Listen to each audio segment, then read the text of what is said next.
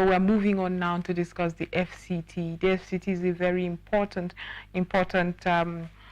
place for the nation, as it holds the seat of power, and so much is going on recently. For some of us who have been really looking and have been noticing, there's been commissioning of several projects within the FCT, most of which are road projects.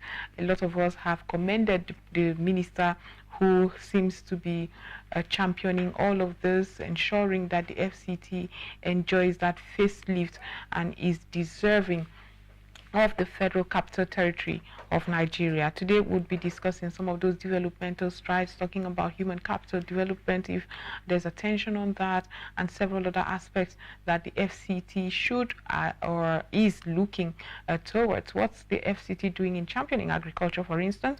Well, that's a conversation we'll be having. And in the studio to discuss this very important issue with me is a political analyst, Comrade Emmanuel Igbini. Thank you so much for being part of the program. Thank you for having me. Yes, you're an FCT resident, so I know that you must have so much to say. A lot of us have been seeing the several road construction works. There are inroads we didn't know existed that he has already opened up. We've seen flyovers, which is very typical of him, considering his work that was done in Rivers State. But is that all the FCT people need at the moment? Well, thank you very much. First of all, let me thank Mr. President for appointing someone I respect so much, the former governor of Rivers State. I call him a workaholic governor because incidentally, I also live in Port Harcourt, and I know what Port Harcourt used to be before he became governor. Right. And the transformation. So it is great that we have a president who didn't bother about all the sentiments. I remember that period, the sentiments that came before his appointment. That, you know, he's a very vocal opposition before now. In fact, he was most vocal in PDP. And so it was only natural that some members of APC felt that Mr. President ought not to have appointed him into such a critical position. But Mr. President knew his capacity. Don't forget the fact that this is the same Wike who, when he was still governor and still very vocal against APC, the immediate past President Buhari also recognized that, no, irrespective of your views of me, when it comes to infrastructure development, a man who constructed 12 flyovers in a Port Harcourt that is already built up, it's somebody that cannot be ignored. And they also recognize and gave him an award. An award, right. So that is what President Tinubu has also seen. And you know that recently he also recognized that fact and presented the president, the FCT minister, with another award. And even went as far as saying that, Minister Wike, you have actually given us that kind of courage that we can achieve whatever we set to achieve for the good of Nigerians. So having said that, what are those things that Wike had done in the past 10 years? We all know the situation in the FCT. I'm not trying to... The previous ministers did their best, but I recall that under El-Rufai, we saw this kind of transformation in FCT, orderliness and things were working, and then somewhere along the line there appeared to be some attention somewhere. Some of the infrastructures actually started decaying, and then this orderliness was what we saw. And then a man came and said, look, we have to renew the hope of people of FCT or residents of FCT, and in area of, first of all, infrastructure. And you can see that I'm an engineer by profession, so I appreciate what he's done in terms of rehabilitating roads and then completing some that were ongoing, which is, most people have said, oh, no, in fact, I read on social media, I even listen to some critics in quote, and some even say that it's not about painting road. I don't know how we paint road. We don't paint road in engineering. We do resurfacing. Right. When you see that certain roads require that you have to resurface, you go ahead. You don't wait until there's a total collapse yeah. of such. That's what you're seeing all over the place. And then you see so many connecting, roads within the city. Well, yes, it's true. I also listened to some of the critics, and my well-respected auntie, the senator representing the FCT, she actually appreciated the fact that the minister had done well in the city center, but what she's insisting in that in the area councils where so many people are, that the minister is yet to, show presence. Well, I will not totally disagree with her, but you see, in a city like FCT, first of all, the city center is the image of the country.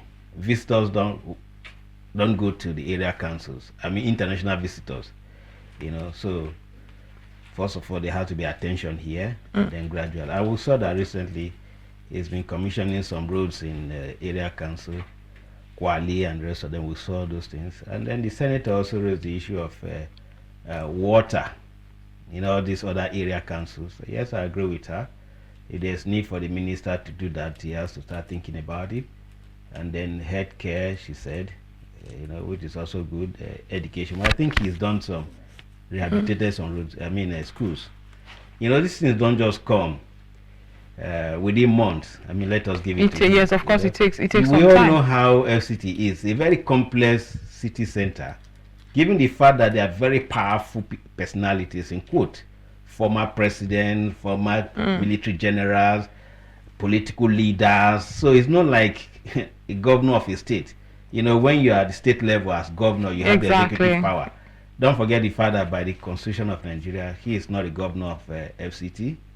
He's but a minister. Yeah, he's a minister who derives his powers from the president. With certain limitations as well. Yes, because the Constitution is clear in section 299 and 300 that the president is the one that is actually seen by the Constitution as the governor of FCT. And then he appoints a minister, and then he delegates his executive power to the minister. From time to time, he can review those powers. But good thing that Mr. President has so much trust in the current minister, Wike, and he has delegated almost all his executive power as the de facto governor of FCT to the minister. And that is how to go. Well, so we should appreciate the fact that in terms of infrastructure, yes, it's done. In fact, it is. We should be sincere to ourselves. Exactly. In 10 months, it's not easy.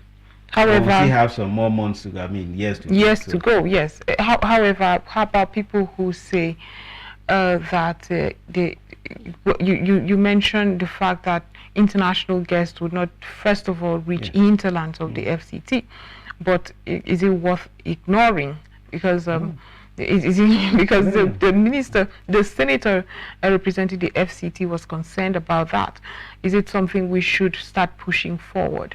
Sure, that's why I started by listing what she called her worries. She has this disagreement with the minister. Right. I think that my auntie somewhere along the line missed the point.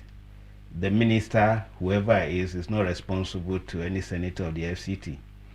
As you know, the legislative power of the FCT resides with, or is vested in National Assembly, and then she is just one of the senators of the National Assembly. Out of 109, she's one of them. Yes, she is representing FCT with 2 other House Rep members. So it is important that she's her views should also be sought, because it is expected that she is in touch. Or should be in touch. Which is normal. But to make it look as if the minister has to, refer to her for things, no, that is not right. It's just mutual understanding. Otherwise, constitutionally speaking, no, the minister only report to his boss, that is the president and de facto governor, and then by the oversight function of the National Assembly, by section 88, 89, they can invite him for, questioning over his activity. Then she can now, come in. So normally she is supposed to direct whatever request from her constituent to the National Assembly through Right. the leadership and So, not directly to the minister. Just So put together. in view of the peculiarities of the FCT, that synergy is not necessary to foster development? Because if we want to go by that, a lot of people, some of us, I included, was disappointed with the response of the minister. I think there should be synergy. You know, a lot of people don't even know who Wike is.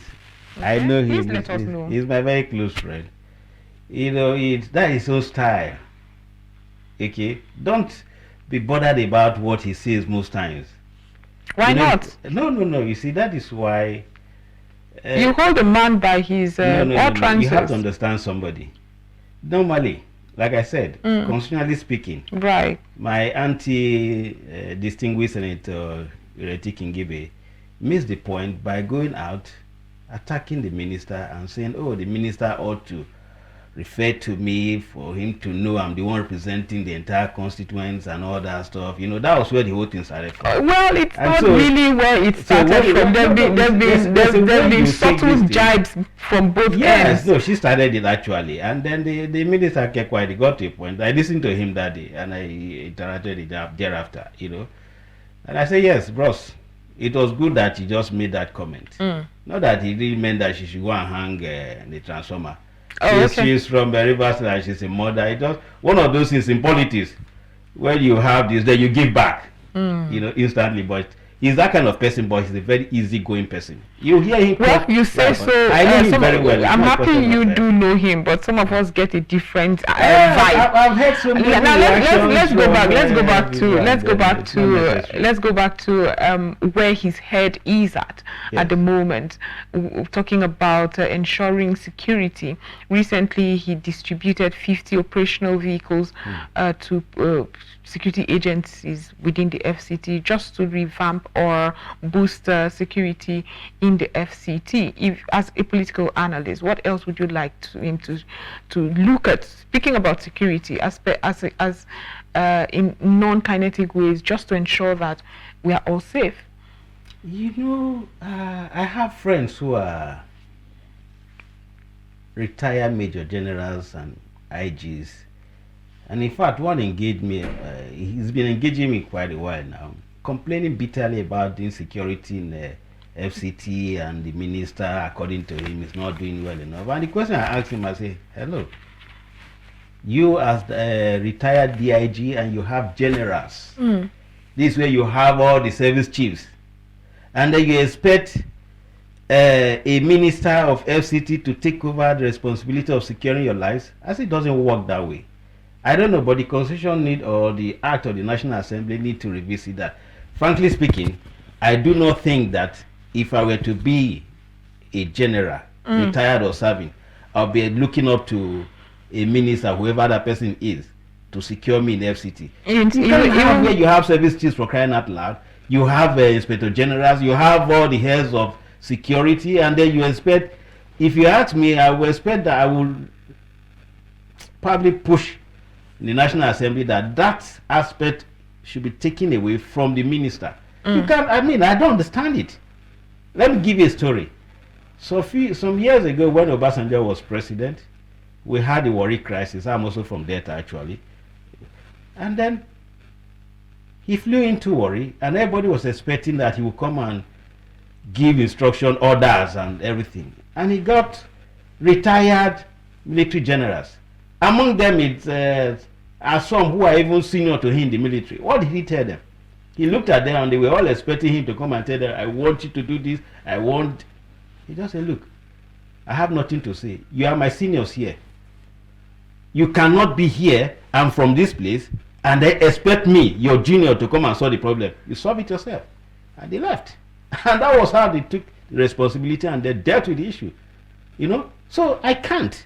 Frankly speaking, why should I, as a serving general or retired or IG, all in this small city and be expecting a minister who should be thinking of health and all those things? No, please. Don't forget that the de facto governor of FCT is the president and commander-in-chief of the armed forces. So why blame a minister? So have you had this conversation? Maybe this retired general serving and not serving, maybe they just need that notch to tell them, I mean, do something. It's within your purview. And I would love to know what they can do if they do not have that synergy with the government security architecture. Yes, they are the security people now. And then the commander-in-chief of the armed forces would only take commands, by the way. I would suggest, using this point, to say, look, let the president, commander-in-chief of the armed forces, who is the de facto governor of FCT, now set up a separate security outfit, and then get these retired heads, serving or retired. Let them take responsibility of securing FCT. Right. They should take it. They should look away. What the whoever is the minister of FCT should be doing is provide some logistics, like the vehicle you're talking about. But to say, oh, Wike did so much that he was even going out during the height of the insecurity a few months ago. And sometimes when I watch him, I say, my brother, I don't think this should be your responsibility if you ask me. And that's why I told my DIG friend, I said, look, you calling me now to complain to me, so I will tell my brother Wike. And I don't expect you to do that. If I were in your shoes, I will not be doing that. I can't be in a street as a retired DIG and then there'll be insecurity. I won't take it. I will take action and I will wait for the FCT minister to say, why did you take action? So they should take the responsibility. I'm not looking forward to blaming an FCT minister, whoever. You could be the one. I'm not talking about Wike as a person, but whoever is should not be blamed. I'm sorry. Okay, so what do you think, just to continue his strides and the kind of support citizens should give? Yeah, because sometimes it seems very erratic. We do not know the behind the scene or back thoughts before he makes these utterances. Sometimes before he makes his decisions. So what would you suggest to the FCT residents? We have a peculiar minister. God bless you. Say peculiar minister for a peculiar city for a peculiar at a peculiar time. What else do you expect? But what I always tell people, I say, forget about the way Wike talks and act. You see, Nigeria, if we want to be frank with ourselves, the FCT has faced so much challenges, some created by people who don't want progress. There are such people. Of course. In the FCT. Of course. I've told you that this FCT is peculiar. You have former president, former generals, former IGs, former and you think it's easy to manage FCT? No, it's not. And one would have expected that these powerful persons, in quote, will form that synergy for the interest of FCT to make it grow. But we saw an FCT. I'm not saying because he's my brother, but I'm saying this is the truth. Things were falling apart. The last time I came, when Erifai was FCT minister here, you could see, you could move around and you see the street light, things were working. Suddenly over the years, everything started collapsing and there's no orderliness. And then the man has come to say, look, if you decide to say you want to be gentle, there are people who are not ready. At all. So Nigerians are funny. Right. With their power, with their influence. I was told yesterday that just as our petroleum is so dear to us in the South or Niger Delta, that what people have here as your own petroleum resources here is land. And that land, people are ready to do anything just to grab land, And then you come, if you mean well, there's no way you would not react the way he's reacting. I have been in a position in my state where I wasn't a member of the ruling party. I was actually opposition, and then before the governor pleaded with me to come and help. And then, so I saw the challenges created by the same members of that political party. And I went head on. You have to behave like a madman or madwoman to deal with certain persons who are unpatriotic and not ready to allow things to work. So if he was gentle, nothing he would have achieved. You saw what he did. He came out openly to tell Nigerians that, look, when I went through the record, I could see that there are some rules that monies have been paid, probably 50%, 60%, and then you see funny people within the FCT going behind with the contractors, creating some kind of unnecessary obstacle, delays, and then they come back for what? Request for review, upward review of contract and things like that. Okay? And this, he did not feel it was right, and actually it's actually not right. They also came out and revealed how some senior lawyers go behind working with some certain persons in the FCT, you know, getting the FCT to incur some legal damages or whatever they call it, and then run into billions. All these ones are just rackets, and nobody complained. And you see somebody, look, let me tell you something. Once you see a governor or a president and people are moving against, always attacking, yes, he's doing well. doing something unusual. My village people will say if you come out of a meeting where everybody is hugging and shaking hands, they've told lies to themselves. So I read a lot of people. I hear people in FCT, social commentators, activists, and all. Wike is this, and I ask the question: before now, were people comfortable? We were comfortable with what was the situation before. Right. Let's be objective to ourselves. But the minister is not an elective position, sure. And so we didn't get to know about his blueprint. We didn't get to interrogate intentions. You might have to be a bit kind to people who sometimes it just has to do with knowing the big broader picture, and often we seem blindsided by this utterance or this promise and all of that. But I really want you to advise the FCT residents, having this relationship with the minister and knowing him and his antecedents, and what should we who do not have this opportunity, how should we approach him? It's an easy going man, you know, get wala. Now you talk him. Honestly, I say it. You're talking about blueprint. It's there in the law. It's not like you expect it to go and campaign on what?